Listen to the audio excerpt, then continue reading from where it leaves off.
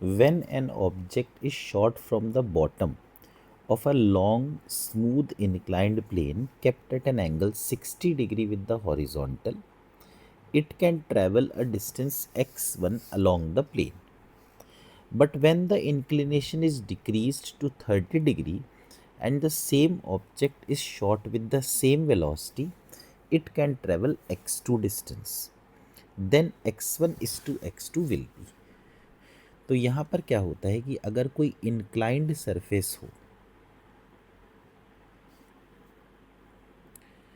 तो कोई भी जो ऑब्जेक्ट होता है उस पर एक्सेलरेशन ड्यू टू ग्रेविटी तो नीचे की तरफ लगता है, लेकिन अगर ये एंगल सपोज थीटा है तो उस केस में चूंकि ब्लॉक सिर्फ इनक्लाइंड प्लेन के अलोंग चल सकता है तो उसका सिर्फ एक एक्सेलरेशन यूज़ होता है जो इनक्लाइंड प्लेन के अलोंग है, और ये एक्सेलरेशन जी साइन थीटा होता है। तो अगर हम किसी ब्लॉक को इनिशियल वेलोसिटी यू दे दें और उसका एक्सेलरेशन पीछे की तरफ जी साइन थीटा हो तो वो थोड़ा सा आगे जाकर रुक जाता है। इसी डिस्टेंस को हम स्टॉपिंग डिस्टेंस कहते हैं। तो स्टॉपिंग डिस्टेंस जैसा कि हम जानते हैं ये होना चाहिए यू स्क्वायर बाय 2r। तो यहाँ रिटार्डेशन है जी साइन थीटा, तो x बन जाता है u square upon 2 g sine theta. अब ये कहना, तो ये फॉर्मूला है जो हमें यूज़ करना है। तो अब ये कह रहे हैं कि जब 60 डिग्री पर फेंको तो x1 डिस्टेंस पे जाता है, 30 डिग्री पर फेंको तो x2 डिस्टेंस पे जाता है।